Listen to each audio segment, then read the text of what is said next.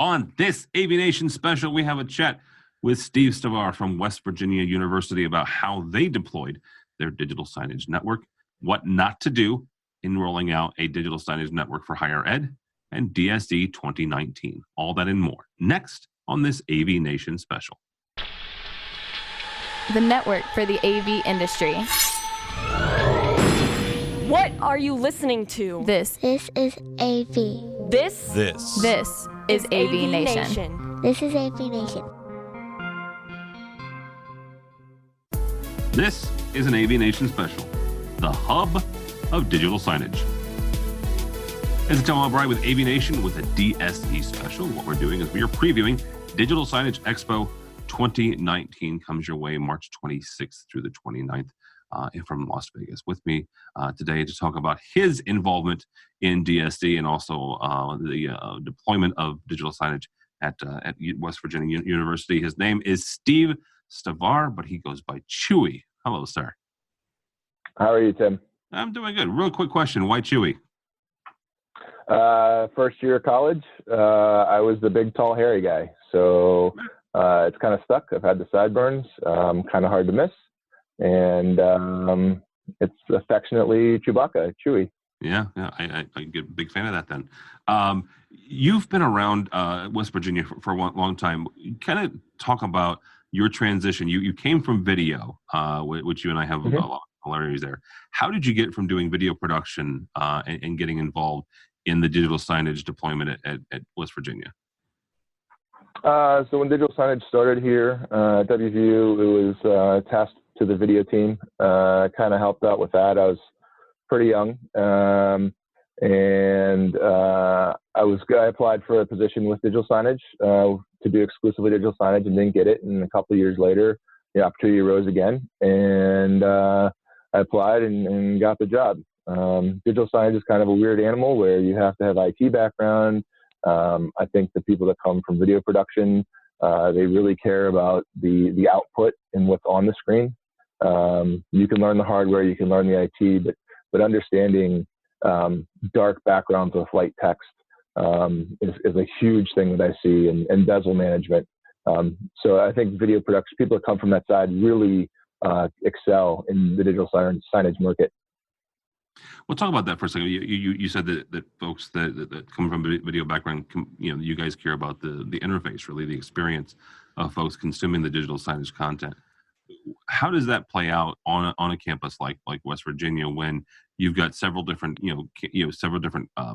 colleges or several different departments that each one kind of they worry about what message they're trying to send out, whether that's business or medical, what have you?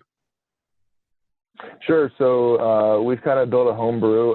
We're our third content management system in, I guess this is the 10th or 11th year of digital signage at WVU. We have 125 or so screens deployed on campus, and the majority of them are all one-to-one. So there's one PC behind each screen. We're very close to deploying what we're calling an app that has interactivity. But what we've built is so the School of Medicine can put messaging just on the School of Medicine screens. So we really get the buy-in from the schools and colleges. A lot of the installs that we have here were put in by those schools and colleges. They paid for the hardware, they paid for the power and data to get pulled. So they're invested. Yeah. So allowing them to be able to put content in, at free will, they all have communicators. So those people are knowing what's going on in the schools and colleges and those departments. We let them put stuff on those screens. We kind of look at them and make sure the graphics don't sell advertising, stuff like that. Don't have logos from outside entities. But pretty much they're on their own. Now, if there's something they want to deploy campus-wide, it goes through a couple of people to make sure it's completely in brand with the university so everything looks the same. The kind of unique thing we have about the system is when they're putting in content in the web forms, all they're concerned about is the text. So they're concerned about a title and a description. And then through our content management system, we take care of all the pretty on the back end of making sure it's in the right font, the right colors. So really anybody can put content in at will on their screens.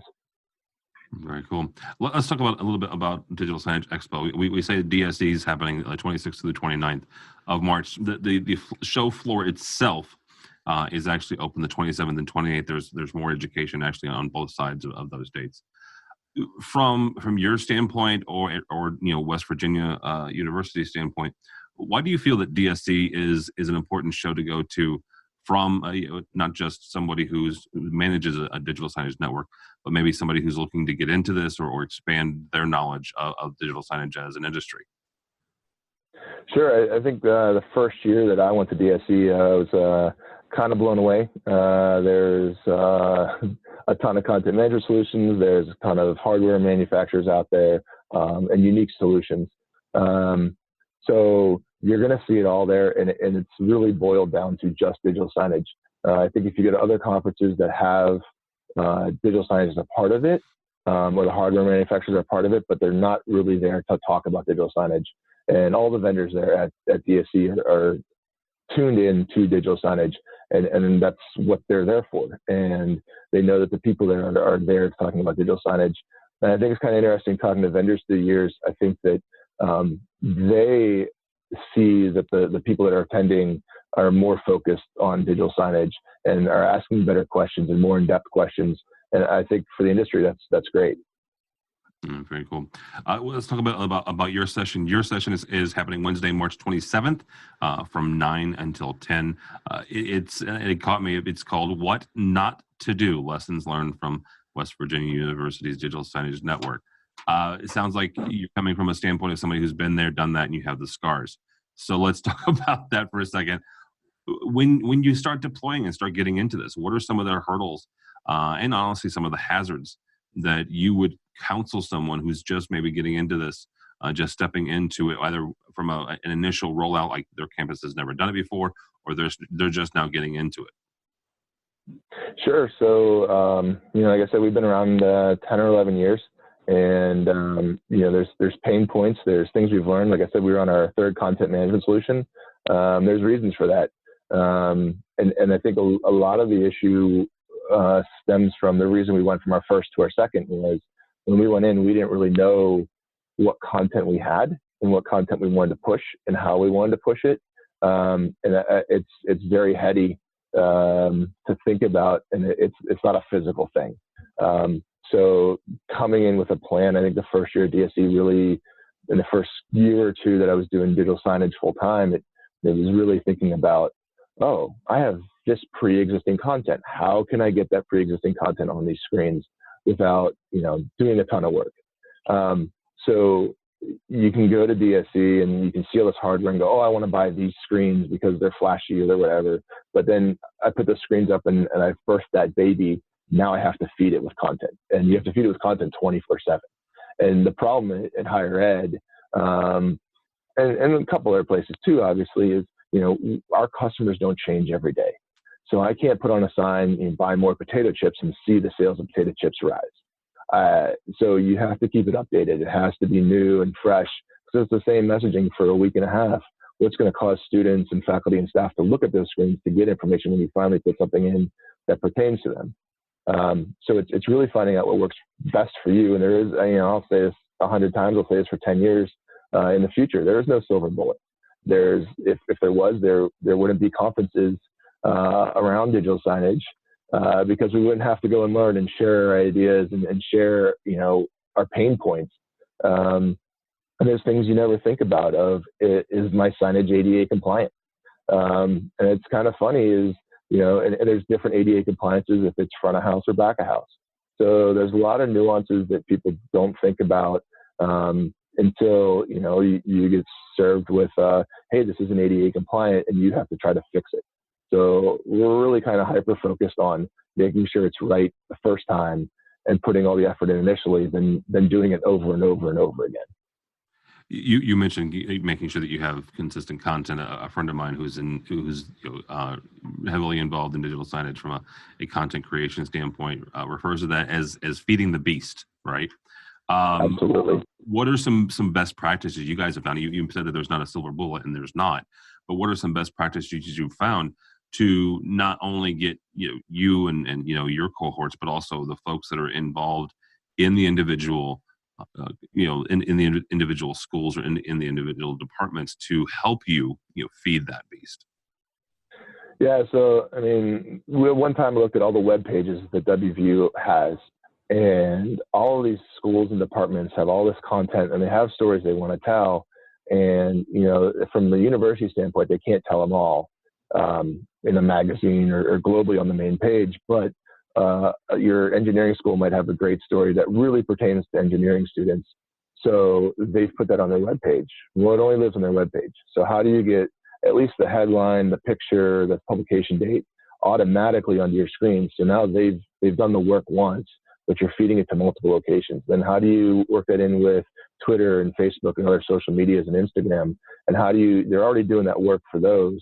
How do you suck that into your deployments so they only have to do the work once? It's interesting here. A lot of people on their web pages will hard code an event.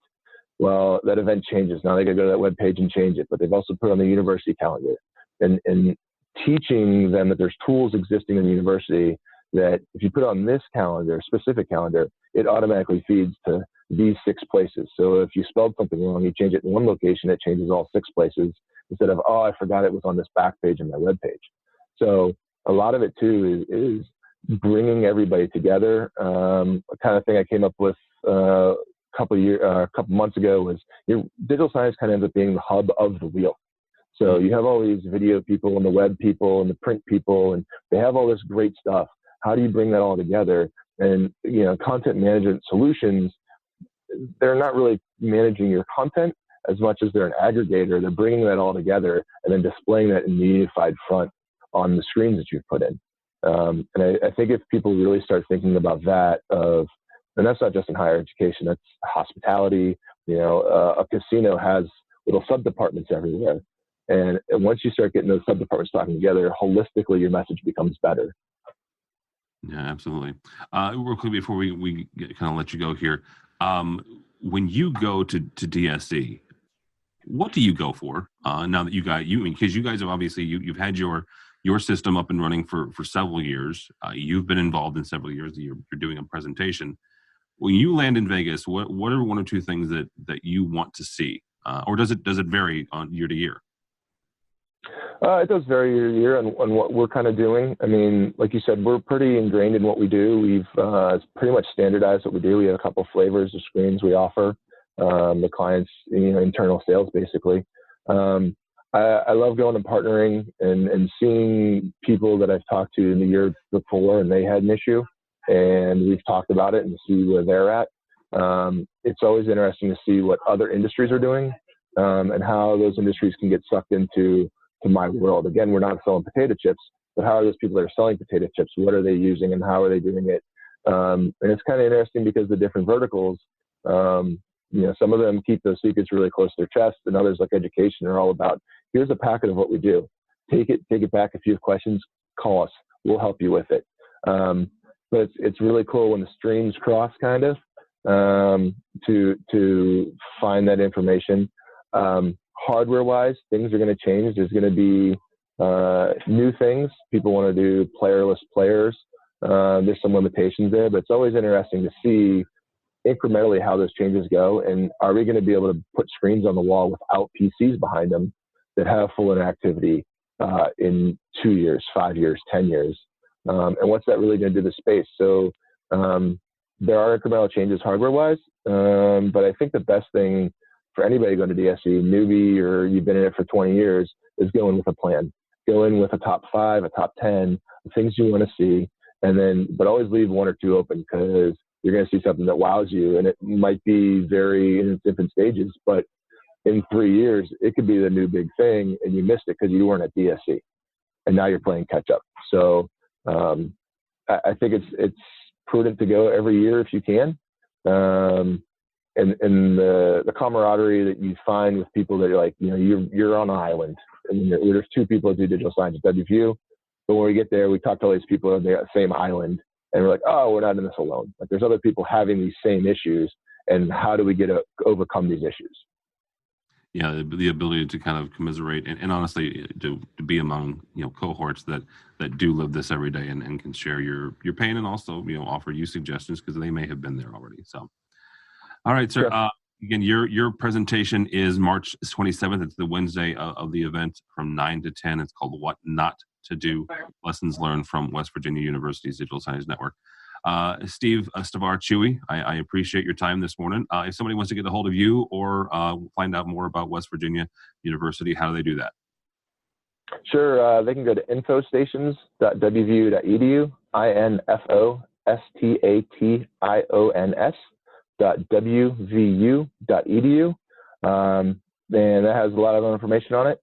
Or send me an email. It's steve.stavar, steve.stavar @mail.wvu.edu. All right, very good. Steve Stavar-Chewy from West Virginia University. You can see him at Digital Signage Expo. Again, that happens March 26th through the 29th, 2019 in Las Vegas. For us, for AVNation, you can follow us at avnation.tv. avnation.tv. Follow along as we also head to DSE 2019. We'll bring you more interviews like this and also interviews from the show floor. So all that and more at avnation.tv. It's avnation.tv.